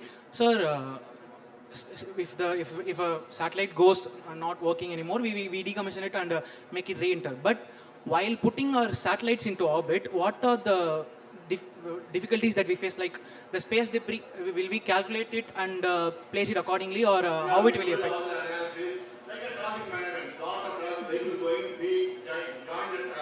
Yeah, just, especially in putting in it lower Earth orbit, it's making more complications. Exact time we can get into that orbit, where the opening, the distance between each object, the probability of coming and hitting this object, whether it's all goes in the same velocity, all of the calculations are there. Just the optical mechanics and capture the tracking data are there. You track all those items and catalog it, and then our item will go and get plotted in there. Thank you, sir. Thank you for making our nation so proud. So good afternoon, sir. I'm Janani from MIT campus. So the question that I have is like, as you mentioned, when we were on mission Chandrayaan 2, we utilized LVM as the first time that we were using that for the mission, right, sir? So back then we got to know that LVM was a success, and also Chandrayaan 2 was also near success or something. So when we had these two green flags, why did we have to restrict Chandrayaan 3 to only accomplishing soft landing? But maybe we could have added much more features to discover a lot more or something. 6 payloads I talked about. Yes, sir. Seismic activity, all of that. You want to do in situ experiment.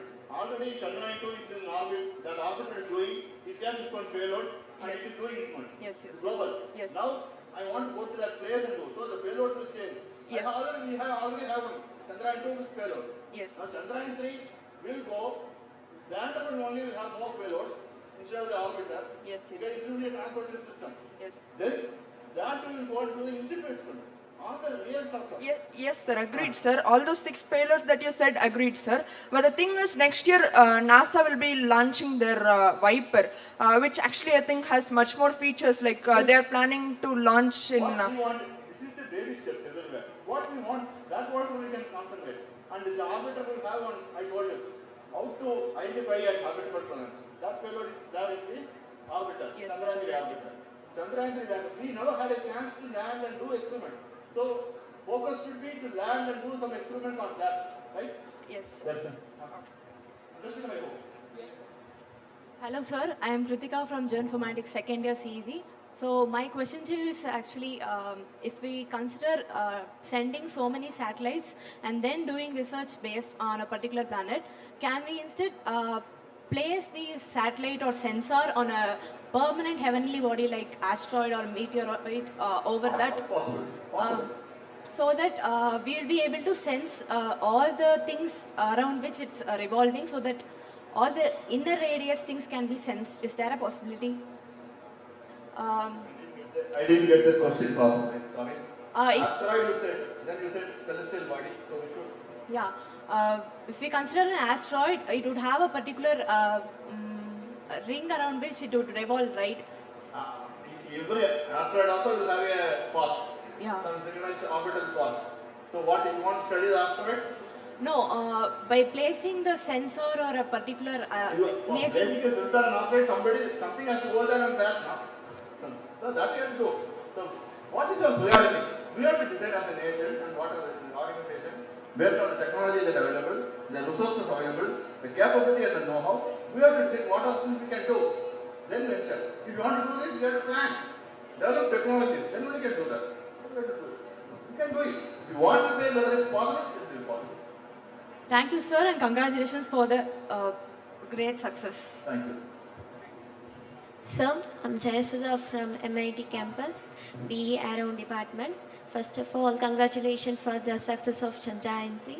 My question is, for the upcoming Gaganyaan mission, how ISRO is going to choose their astronaut? Already chosen. Already there are criteria and it has been already chosen and they are undergoing training. So, from which Indian Air Force? Governors are chosen, trained and undergoing training. Okay, sir. Thank you. Vanakkam, sir. I am Satish Dawan from Geoinformatics department. Like one of the newly developed field in our department is like ground penetrating radar. Like in the Pragyan rover, it has been inbuilt. I heard. So like. Is it so? Like I heard it will. Good. How will it be impacted if we input it? There are many radars which can go study atmosphere, study surface, and study below the surface. Yes, sir. Based on law of reflection. There are many radars already there. So like, does it? Did it? Many antennas are there, many payloads are there. So what do you want? Like, was it inbuilt in Pragyan and? I don't know. But we have some other system. Just payload. Thanks. Thank you. Thank you. Thank you. Whatever I know, I will.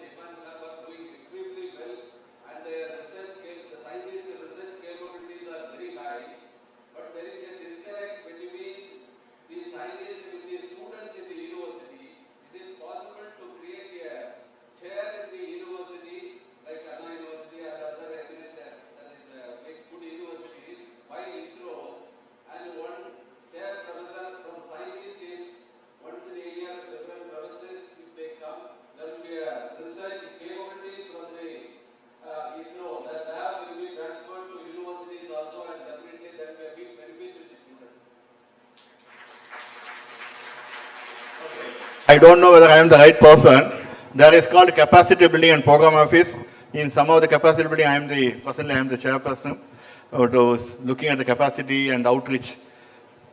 First of all, the university has to put up what is its capability and what they normally do, and put up to resource video, and then there is an office which is looked at it, and whether it is the possibility of collaboration and making it. So for this, there are some possible response program and possible experiments which we put it in right. These are the things which we are looking for. And whether it is coming, you have to apply, look at it and put up a proposal that is put it as I already told you in the beginning of my presentation. With that, once two of the experiments and projects are getting materials and do, then it can be further taken up to the next path of putting a chair and do also. That's the way logically it goes. Thank you. Thank you. Thank you.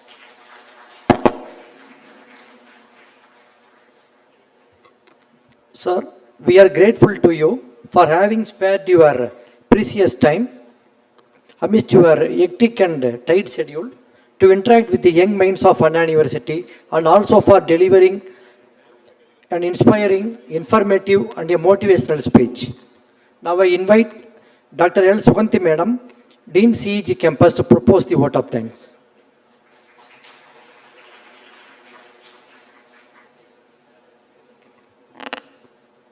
Respected Chief Guest, Shri A. Rajarajan Director, Satish Dawan Space Centre, Thiru Somanath, who was supposed to be here in absentia, Vice Chancellor, Registrar, former directors, faculty members, and most important students who have assembled here. Good evening to one and all present here.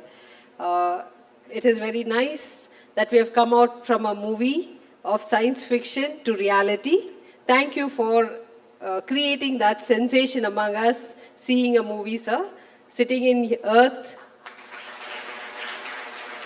visualizing what is happening in the moon was a thrilling experience. You taught us how to be reactive, proactive.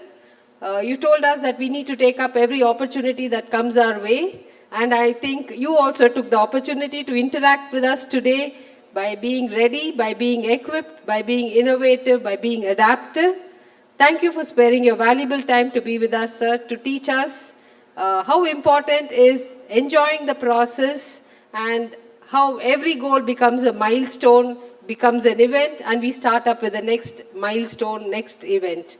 So these were the eye-openers. I'm sure our students will enjoy this journey of studying today and reach milestones of achieving the degree and embarking on their career and make several milestones. I thank our Vice Chancellor for creating this opportunity, for bringing such noble people to address our student friends, to make them dream, to visualize, to enjoy their career.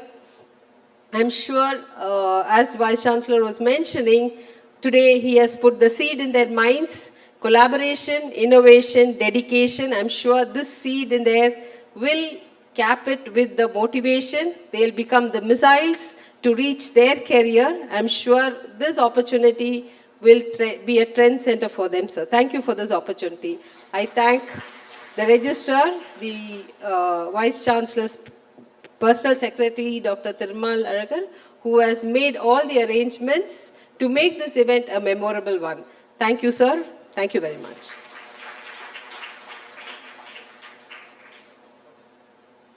I request everyone to rise for national anthem.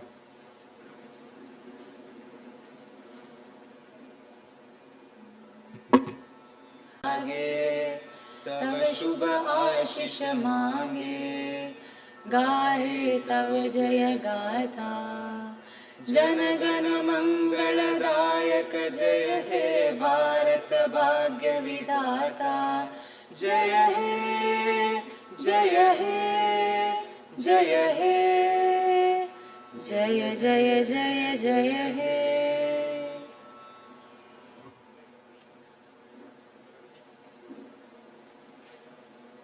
Refreshments are arranged for the students at the side of the auditorium. Please join.